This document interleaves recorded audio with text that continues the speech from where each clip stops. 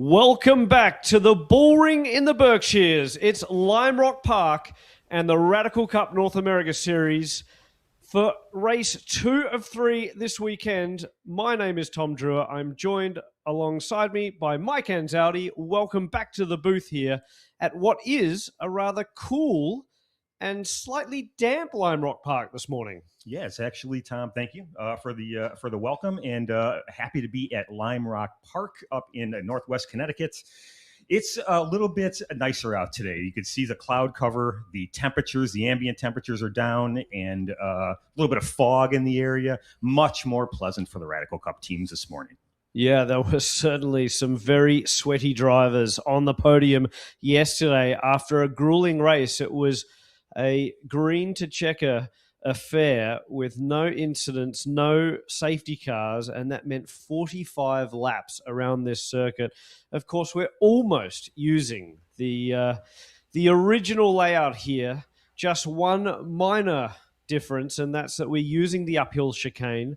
Of course, last year we did try that classic circuit, which you participated on, but a little bit of lift in the front end of the car, some wild moments for the drivers, and that meant that USAC quickly had to change course and start to use that chicane. Yeah, and I think after that first practice session last year in the 2025 championship when we were here, they plugged into a couple of the cars that were going through and saw that the front dampers were well unloaded for way too long. And so that was that. And so it only took the first practice session of 2025 for USAC and Radical Cup to decide, let's put the chicane in at 5. And actually, it's made for some pretty interesting racing here. It has, absolutely. It's a different dynamic, of course, other than the chicane. Really only one left-hander on this circuit. Some of the teams will undoubtedly be setting up the car to slightly sacrifice that one, although it's a very crucial corner, and it starts that long sort of run into the chicane. And out of the chicane, of course, really, that's the start of the next lap, because it's all that momentum that you can carry out through the final 2 corners and onto the front straightaway. And we saw that yesterday with Luke Kendall having a look from time to time at the back of Jonas Axpo, but in the end losing out because he was compromised into the chicane and then out of it. Yeah, we discussed a lot about the sectors yesterday and how Rossi seemed to dominate in the SR10 sectors 2 and 3. But that first sector that includes Big Ben and turn 3s, turn 3 and 4, well, the SR3s are better through there. And so that's where we saw some of the looks. Axpo at Rossi later on in the race, Yang at Rossi. And so that first sector is very interesting, but it is faster in the second and third sectors, and that's where that SR10 really gets its legs. We were just speaking to Josh Holtz, who we're right on board with just before the start of this one. He's looking for a fresh day and a fresh start. He was excited by being the fastest man on track momentarily in yesterday's race. And we'll see what he can do. We'll take you through the grid for this one.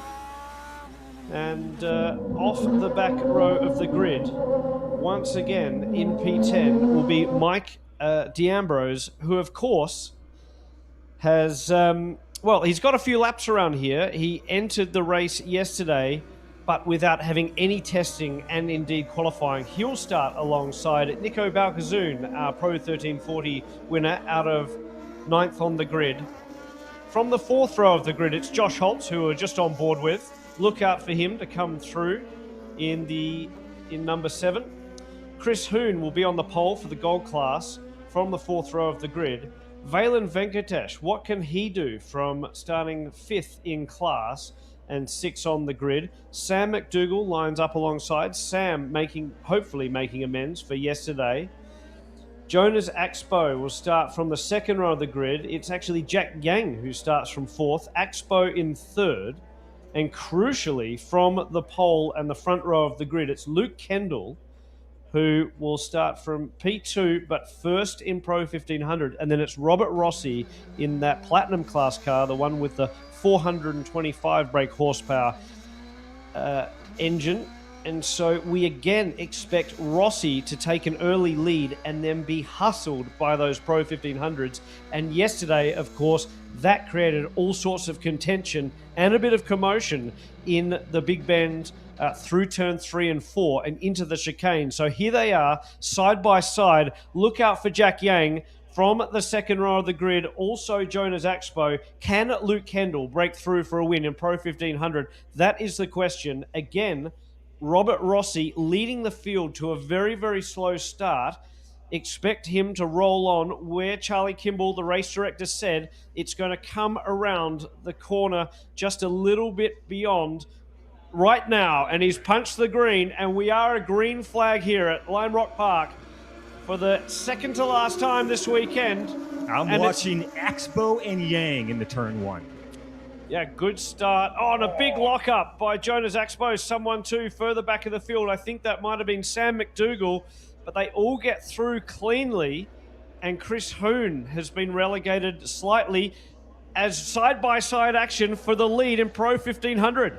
Oh, it looks like Axpo on the outside now at turn 3. He's going to have to look at a run down toward Rossi. It looks like Axpo in second. So it was Venkatesh who had the big lockup. Chris Hoon just ahead. Sam McDougall ahead of him. Oh, and another repass. Yeah. Axpo passed. So Axpo is past, but it's still Kendall who's in the lead of Pro 1500. And now Yang having a slight look, but Axpo with plenty of confidence and speed through the second to last corner. And a fantastic run down onto the straightaway. You can see again a little wiggle as Axpo tries to hang on. The downforce working well on the number 32 machine. And he starts to size up. Kendall, who runs a little bit wide into turn 1, and Axpo right on the tail of Kendall now. Yeah, that battle is going to be one to watch, and so is the one further back that you're seeing with the drone right now. That is McDougall and Hoon, a little bit further back in the field, but it is Kendall and Axpo that we're going to pay attention to with that race. It's been brilliant yesterday, and it looks like it's going to be brilliant again today. A pretty wild belch of flame out the back of Sam McDougall's car there. The Radical New York car, Group A Racing, a local team. Plenty of experience around Lime Rock Park. But now we focus on this battle once again. This has been the story of the championship. Luke Kendall, Jonas Axpo. Axpo with the points advantage. Of course, disaster struck yesterday. A minor mechanical, just a pinprick in one of the water hoses, led to Axpo not finishing the race. Kendall thought it might be his day in the sun, but it wasn't to be. And Mike Ganzaldi, that's Mike D'Ambrose into pit lane. Yeah, and D'Ambrose, we knew this was coming. D'Ambrose was going to start and exit the race pretty quick. He needs to get back toward the Chicago area for his nephew's wedding. He is in and out. So he will take his starting points, he will take his second plate points, and he will hop on the airplane and go to a wedding this afternoon. He'll be there in like an hour and a half. Yeah, and that's good negotiation, I think, between D'Ambrose and his wife and family members. And his brother and his nephew that is getting married. He asked his brother, hey, I got a race this weekend. Do you mind if I miss it? He said, hey, you decide for yourself. Yeah. D'Ambrose is Italian. That means get your butt to the wedding, buddy. So. Well, whilst he sorts himself out and gets to the airport, we've got a motor race to contend with here. And again, Luke Kendall looking for his breakthrough win in the championship. Kendall has been unlucky, it should be said, this year. He showed tremendous pace in the wet at Sonoma Raceway. He's been fast everywhere. In fact, he was again unlucky in the wet conditions at Road Atlanta just a couple of weeks ago. Jonas Axpo's managed to maintain his composure all throughout the year and has just continued to elevate his performance and perhaps his confidence. But right now, Luke Kendall with the pressure, as off in the lead, Robert Rossi continues to storm in that SR10. We can just see him now in the shot, leading outright. And the bad luck from Kendall has come at a bad time. Yesterday, after Expo had his situation that was a mechanical, Kendall also had a mechanical situation that took place somewhere halfway through the race where one of his spark plug wires had popped out, and so he was doing a misfire. He still finished overall in third place in that Pro 1500 class, but that took the win away from him. Absolutely. And honestly, knowing that it was a bad coil, a wire out of the spark plug as well, a very impressive drive in the end to salvage third place and, of course, salvage a crucial amount of points for the championship. 3 races will remain after this weekend at Circuit of the Americas when Radical Cup stars alongside the World Endurance Championship. But right now, all eyes are on Lime Rock Park for this race, and the one this afternoon that will feature the mandatory pit stop. This one a straight sprint, and again a grueling sprint when you consider that 40 minutes of Radical Cup racing means 45 laps. The pace has been furious. In fact, we've heard from the locals that the lap times around here using this chicane are just slightly faster than what the NASCAR trucks do not using the chicane. So these cars ultra quick and relying on a lot of downforce through the final corner as we ride on board with Sam McDougall. Sam checking the mirrors, considering where Chris Hoon is behind him, and then resetting into Big Bend. Double apex corner. And now the left-hander. Critical to get right. Gets down to the apex. The car looks much more settled today. It was snapping with oversteer. And then, well, after a big push of understeer yesterday, the chicane, a delicate balance of biting off as much curb as you can without hitting the red bollards to the inside of those sawtooth curbs. And then gritting your teeth as you come around this penultimate corner, down the hill, underneath the bridge, and what feels off camber as the car bucks over a couple of bumps and back onto this front straightaway. So it's interesting, isn't it, Mike? Sam just looks much more calm. That car finally has come to him in terms of the setup, but still with a bit of lap time to find. Yeah, whether it's Road Atlanta or now here at Lime Rock, Sam has been working hard. It looks like they are catching Rossi at a big pace here. So this could be the opportunity that Expo needs. Robert Rossi is effectively going to bulk the 1500s rather, the SR3s, not because he's trying to, just because of the different balance of the two cars. The SR10 faster with more horsepower down the front straightaways. The SR3 is more balanced in the corners. And this could be the opportunity that the Expo needs. It was Expo who was in the hot seat for much of yesterday's race and had to contend with the slower SR10 through the corners. What will Kendall do? Kendall. Yeah, and it really is. It's an interesting situation as a driver as Kendall gets right up under the back of Rossi.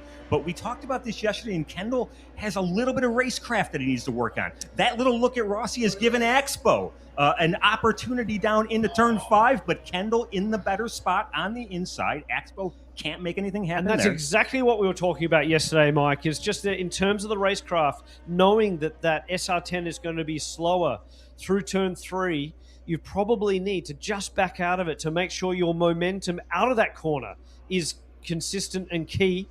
And what we saw then was Kendall just getting blocked a little bit, Expo still having the momentum. That allowed him to get the run on the outside into the chicane. And Kendall had perfect position there. And even though Expo reeled him in, was right underneath his wing, he had the position, didn't he, Kendall? And so it was not a problem. And you saw in the third sector, there was a good gap.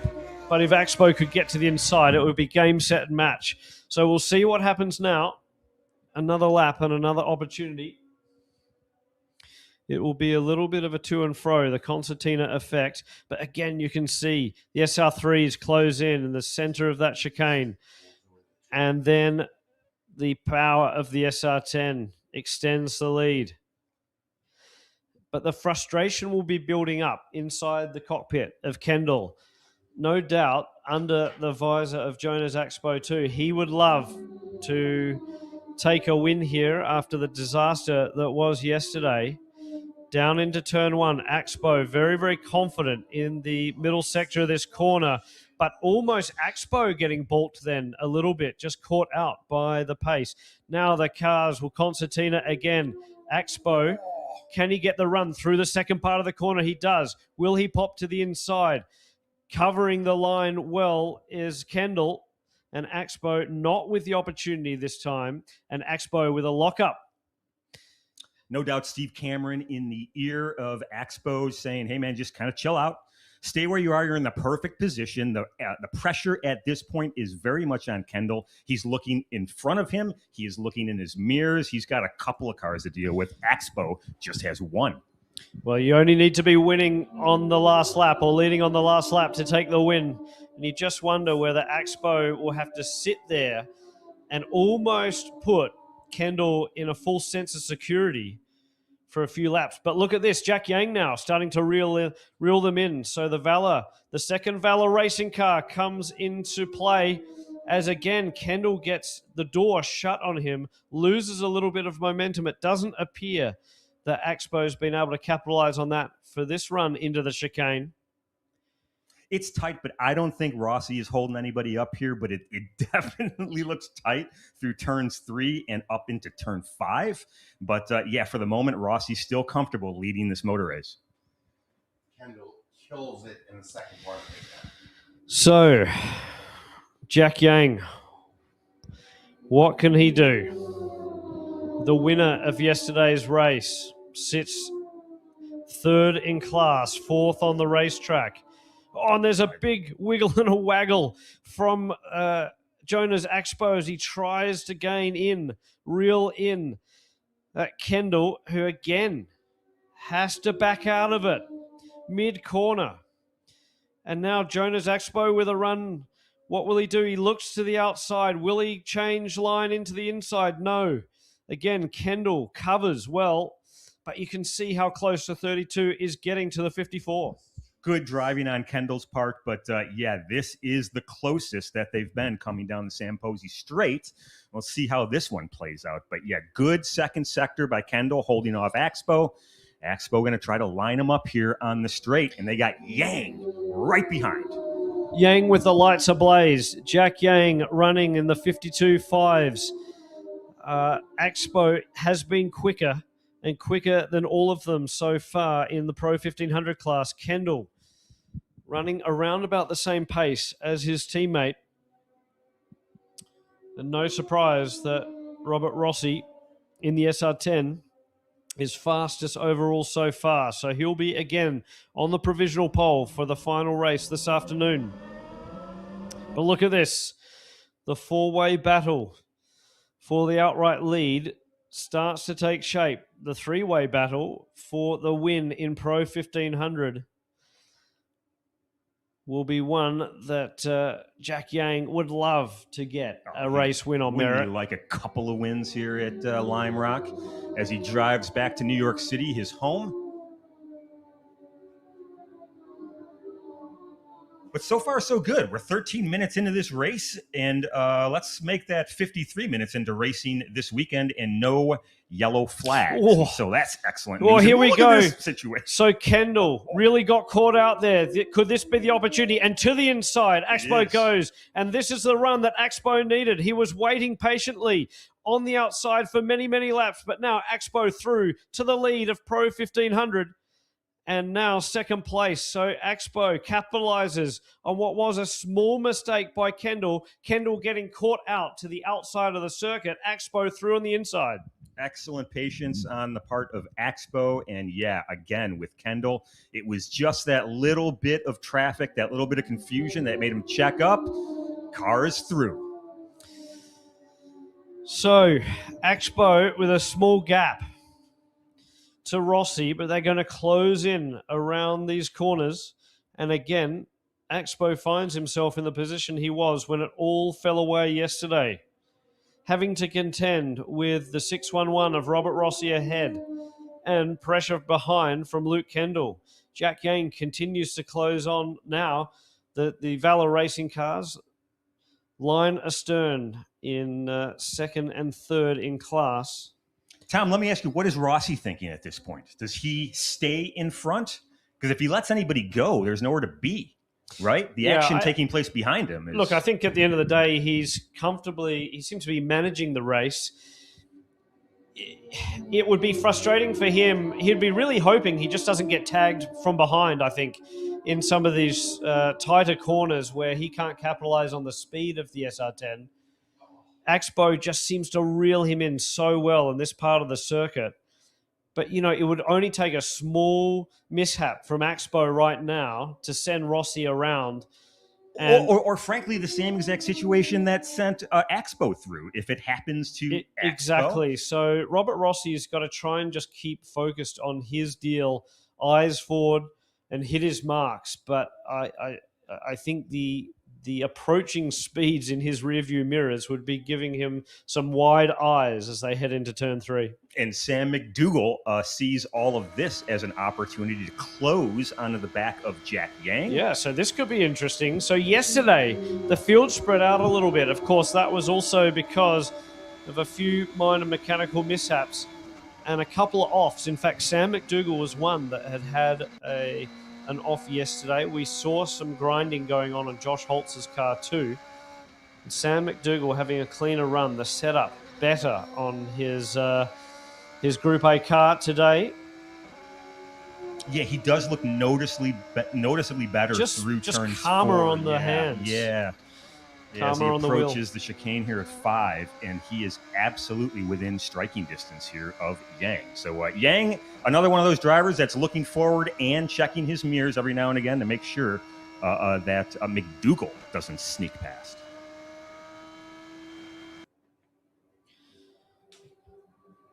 So Jack Yang sizing up his teammate. So now Axpo is in front. Let's go to the front of that. So Axpo is now past Rossi. What happened to Rossi, and why is there such a huge gap between Axpo and Kendall? Now, Robert Rossi, is he just letting the leaders through in 1500? It doesn't seem to be there, though, so he might have a small issue. Or has he elected just to let the Pro 1500 drivers through to be smart to get out of their motor race? Now he powers through again. Almost has a tag. And he's having a spin for Robert Rossi. Oh, that is just unnecessary. And now stationary. Could he be stuck? This could be a full course caution. No, Robert Rossi gets going again. Okay. But Robert Rossi, it's got to be a mechanical, some issue, because initially we thought he was just letting the leaders through, but elected to try and claw his way back to the top. And that's given Jonas Axpo a huge lead. Yeah, it still really doesn't explain the gap between Axpo and Kendall. But we will continue to watch this motor race with great interest now as we have a lead change in 3, 4, 5. The whole field is in front of the SR10 at this point. So Sam McDougall. What can Sam do?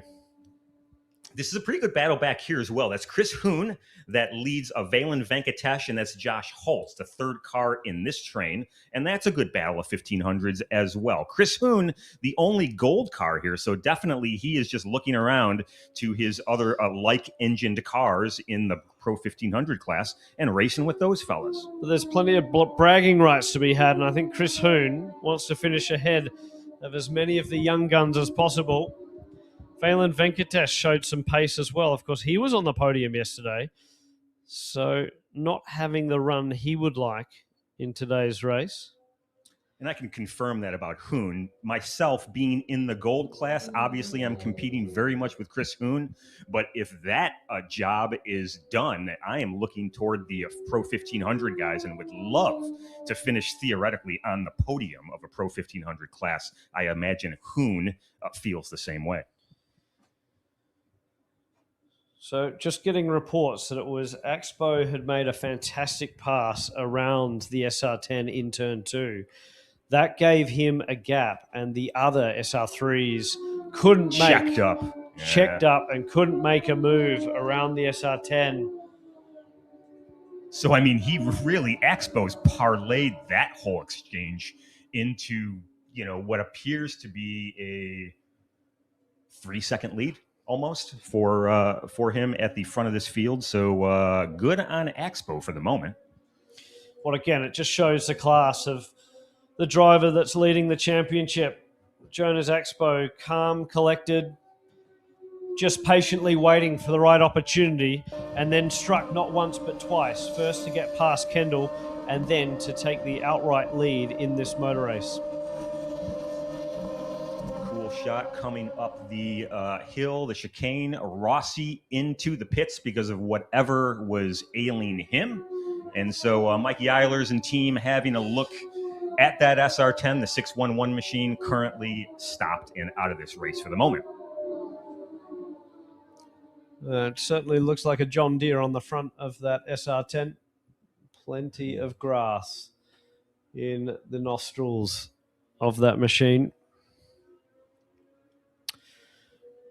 So the spread a little bit more than we have come to expect from the opening laps, as now Expo has a clean run, fastest lap time, a 1:51.9.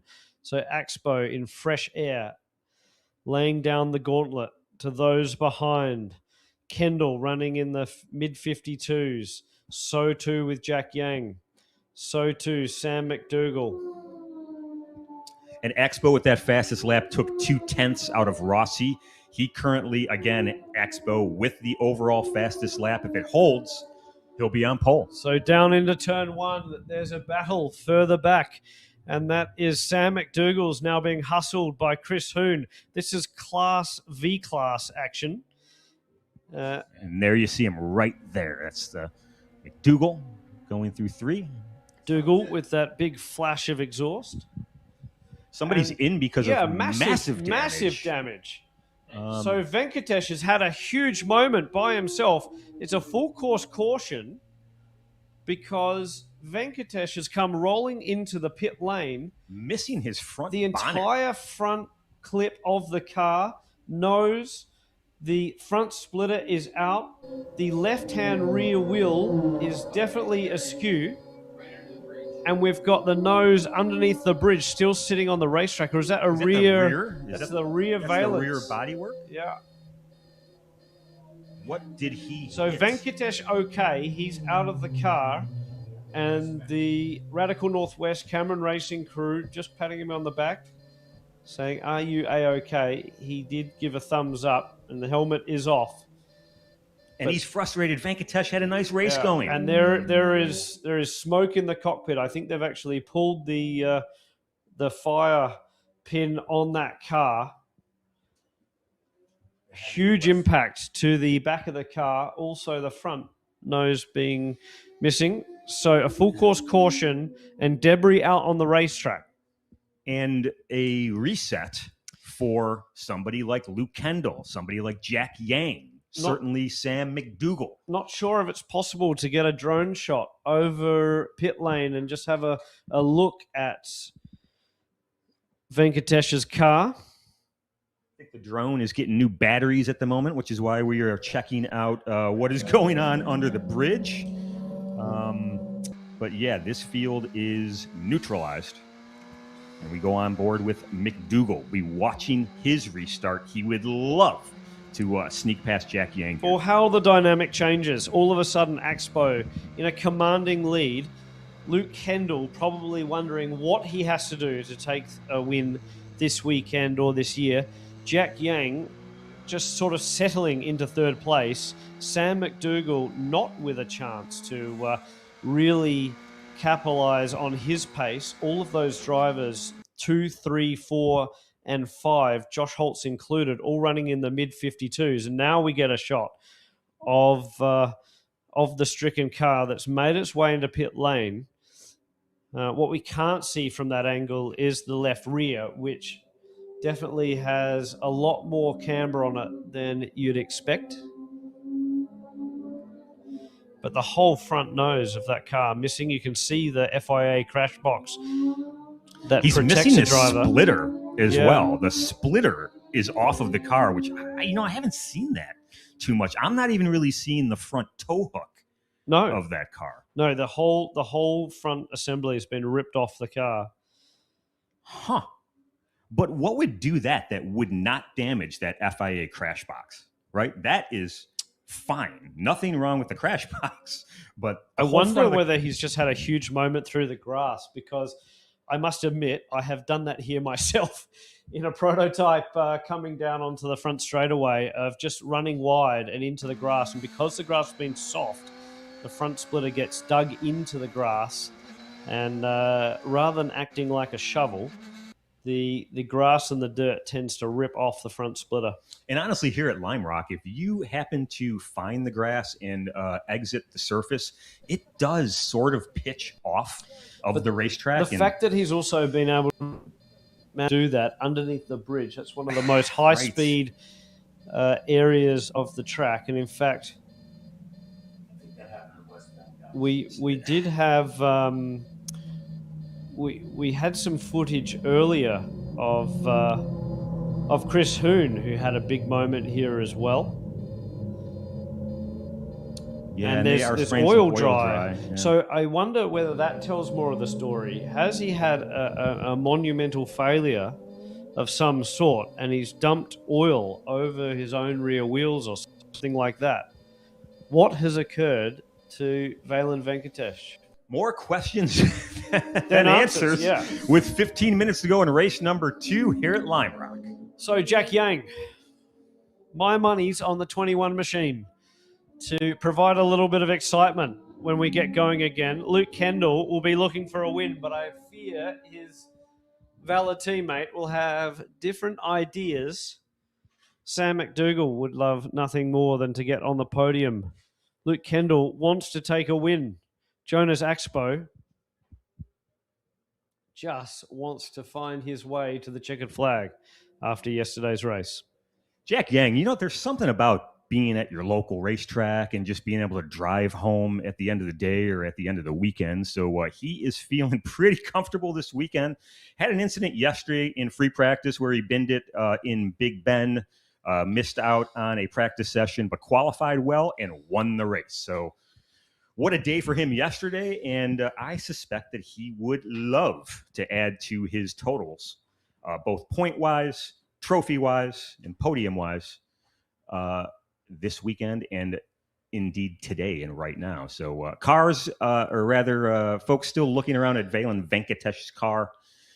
In pit lane, there's still a couple of emergency vehicles on the track, so we're not going green this time by, but... we will see how this goes. Maybe one more lap under safety car. Yeah, just some of the different wreckers and emergency vehicles resetting and getting back to position. The McLaren safety car here at Lime Rock out on course. And, that's a beauty of a McLaren, by the way. It is very apt to have a lovely British car in front of a field of British racing cars.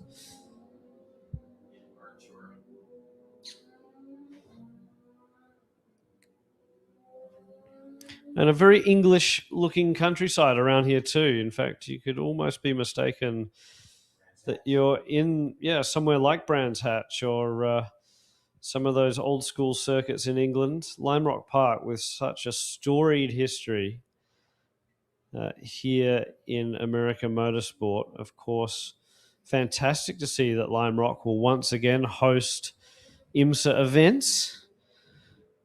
And we're certainly happy to be bringing certainly the fastest prototypes to Lime Rock Park. You can see the safety car driver doing a good job at slowing this field down, giving Lime Rock authorities extra time to get in the position so that we do not have to do an additional lap. So it looks like the lights are off on the safety car, and we will be going back green this time around for 11 and a half minutes of action involving Axpo, Kendall, Yang, McDougall. You got Hoon sitting P5 overall. Josh Holtz, Nico Balkasoon is going to win the Pro 1340 race. And Rossi is 2 laps down at the back of the field. So the starter stand still has the caution flag out. The lights are back on the safety car. I'm surprised we didn't get to go green that time by. I think something happened. Somebody got something in their headphones, and it's like, send them back around.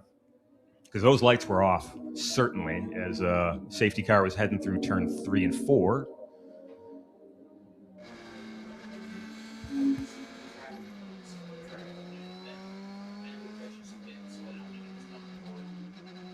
Yeah, they're still putting a little bit of oil dry and a few things down near the car in the pit lane, but it's certainly not in the that's going to cause more chaos on the racetrack. So the lights are off now.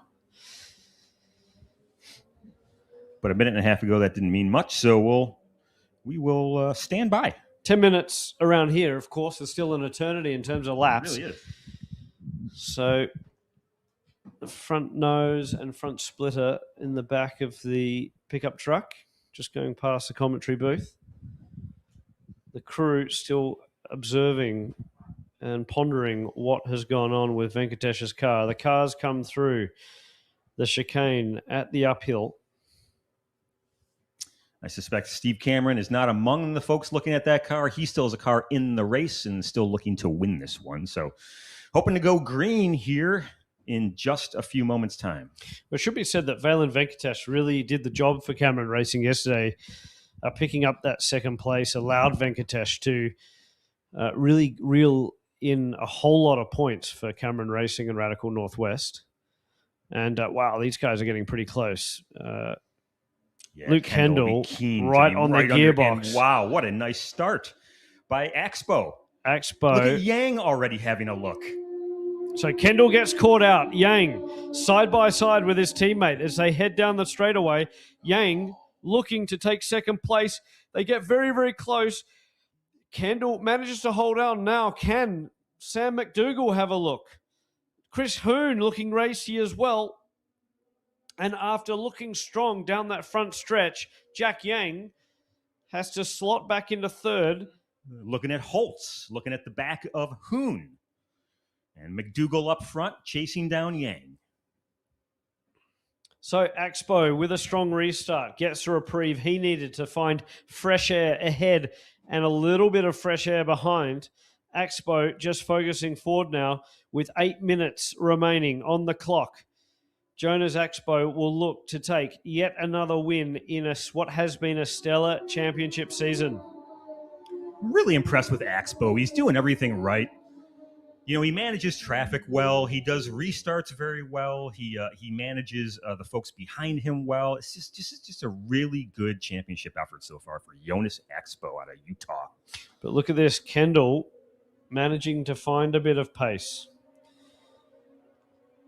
So we're just picking up the lap times. They're almost matched in the first sector. Kendall a few hundredths of a second slower than Jonas Axpo, but certainly more even than we've seen slightly earlier in this motor race. Before the full course caution came out, Axpo managed to extend that lead in the fresh air. And actually, Kendall quicker in the second sector. Tiger Beetle enjoying the exposure that their lead car is getting here throughout the 2026 Radical Cup season. Jonas Axpo at the wheel there is in command of race number 2 here at Lime Rock. Looks pretty racy to me between Josh Holtz and Chris Hoon. Josh Holtz starting to work his way up. 6 on the racetrack. A little bit racy between Hoon and McDougall as well. So everybody's got their own little battle going on.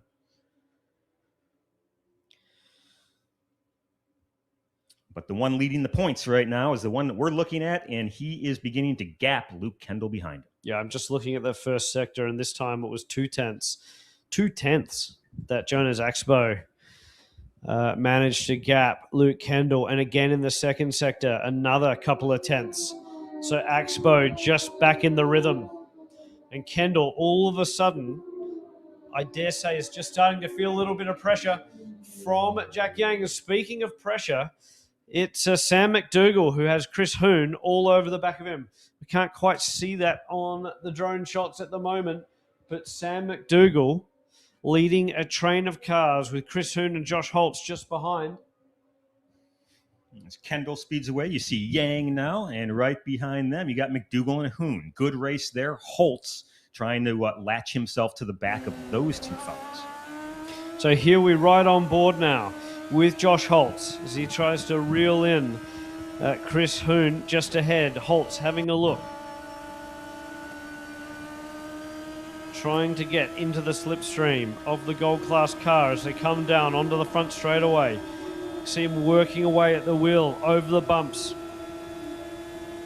A short period just to look down at the gauges, have a catch your breath, think about the next lap at hand, and then try and roll in as much speed as you dare through the Big Bend. A little bit of business in the Platinum class. Rossi back into the pits. It looks like he will retire from this motor race. Fantastic belch of flame out the back of Chris Hoon's Gold 1500. And now down into this chicane, they concertina again. You can see that Chris Hoon was rather late on the brakes, but he caught a bit of the curb, and that's allowed Josh Holtz to have a look. Hoon, side by side, not giving him an inch, and around, Chris Hoon having a massive moment and actually getting out onto the grass. Chris Hoon lucky to survive that one. Wow, Josh Holtz now into, looks like P5 overall, right behind Sam McDougall. He has dispatched Hoon. That's a good accomplishment for him, no doubt. Well, they may not be in the same class, but you'd be forgiven for thinking that they were. That was unbelievable side-by-side action. Josh Holtz not giving in, and Chris Hoon having to finally back out of it after a wild ride around the grass. Yeah, and just catching a little bit too much curb, and that is the problem. There are these really big bollards. We've mentioned them before on the inside of the curbing in the chicane at the uphill. Such is life at Lime Rock. We've talked about it multiple times in our broadcasts over the last couple of days, that it's such a short track, and there are so few braking zones that there's not very many areas to make up time. You just have to be so switched on, don't you, Mike, in a long race. When there's 40 minutes of racing, these drivers are tired. They are constantly at the wheel of these cars. And there's really no time to just catch your breath, maybe relax a little bit, just stretch out the hands or the fingers. Yeah, at a place like Road Atlanta or Road America, you get that opportunity. Around here, you don't. And so the discipline of doing this lap after lap, hitting your marks, not making the smallest of mistakes, that, as you mentioned, you'll never gain back. And it was the smallest of mistakes for Hoon. He didn't have it that wrong, and frankly, he didn't lose much time. But it was enough to sneak Holtz past, and here we are. There's no doubt a good number of race drivers have come out of Lime Rock Park over the years, and I'm sure there's something to that. The fact that you have to be on the money every single lap around here. Lime Rock, of course, famous for Skip Barber. Yes. Indeed, long gone, but originally the Skip Barber program out of Lime Rock. A lot of folks have been up here learning how to drive. A favorite of Paul Newman's as well. Of course, No Name Straight, now named after Paul Newman. As Jonas Axbo continues to tour, trying to enter the history books around this storied racetrack, Lime Rock Park. Will it see another winner in Jonas Axbo? Yesterday, it was Jack Yang who sits third on the racetrack. Luke Kendall salvaged third yesterday. Today, he sits in a solid second place. But it's Jonas Axbo who continues to lead the championship in Pro 1500. He leads the outright championship as well. And there's a good battle brewing between Robert Rossi and Jonas Axbo for those honours. In fact, Chris Hoon is quite close in the outright points as well for Radical Cup. A unique scenario in this championship, having the individual class championships, but also an outright champion awarded as well. And the way that the points system works for that one is that you are judged in effect on how many drivers you are competing against each weekend, and you gain additional points for the number of drivers that enter your class. So, for instance, the Pro 1500 drivers here are gaining more points than their comrades in the Gold Class, Pro 1340, and Platinum. Yeah. So, for example, if a win is worth 40 points and there's 6 cars in the class, you're going to get 46 points for that win. With only a minute to go, I think we're going to see the white flag next time by for Jonas Expo.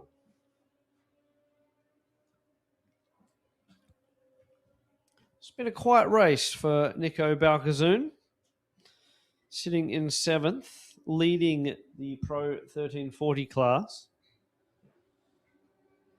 Jonas Expo gets the white flag, crosses the line, just has to do it once more. Showed tremendous speed in Big Bend, just confident in carrying the pace through the first part of that corner. Ooh, picks up a little bit of dust or dirt. And Jonas Expo heading around to negotiate the chicane for one final time.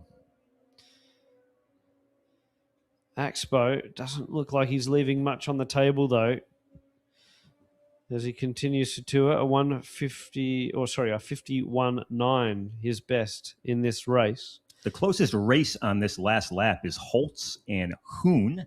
Holtz leads that battle right now, but checkered flag is out, and that's Expo's win. So Luke Kendall comes home in second. Another podium result for him at Lime Rock. Jack Yang backs up his win from yesterday with third on the Pro 1500 podium. Sam McDougall, a spectacular fourth. Josh Holtz climbing up to 5th place. Solid result for him. Chris Hoon taking the win in the gold class. Nico Balkazoon in Pro 1340. Robert Rossi comes home first in the platinum class. And we've just had word that Valen Venkatesh may be out for race 3. That car with more damage than certainly would first appear. Be interesting to find out the true story on that one. We know D'Ambrose will be out for race number 3, so it's going to be a 4 intimate rows of racing in the Radical Cup for race 3 at Lime Rock. So that's going to be an interesting one. Well, with the Pro 1500 battle, I'm excited to see what happens. Of course, the pit stop in race 3 often throws a cat amongst the pigeons, and certainly gives the opportunity for those to perhaps capitalize on quick work from the team or someone else's mistake in that round of pit stops. The entry to the pits at Lime Rock is pretty difficult. And of course, then you come out onto the front straightaway right into the braking zone of turn 1. So definitely an opportunity to have a mishap or certainly lose some time in the pit stops. The pit stop race is always fun. The crew loves the pit stop race. They get to get involved, and it's just an excellent way to end the weekend. Well, it's time to go down and celebrate the victors. If you're with us at Lime Rock, we'll be down at the podium shortly. That race 3 that we were talking about with the pit stop comes up after lunchtime at 1:10 local time. We hope you can join us on the live stream from wherever you are around the world. My name's Tom Drewer. Alongside me, it's been Mike Anzaldi, and that has been race 2 of the Radical Cup, North America from Lime Rock Park.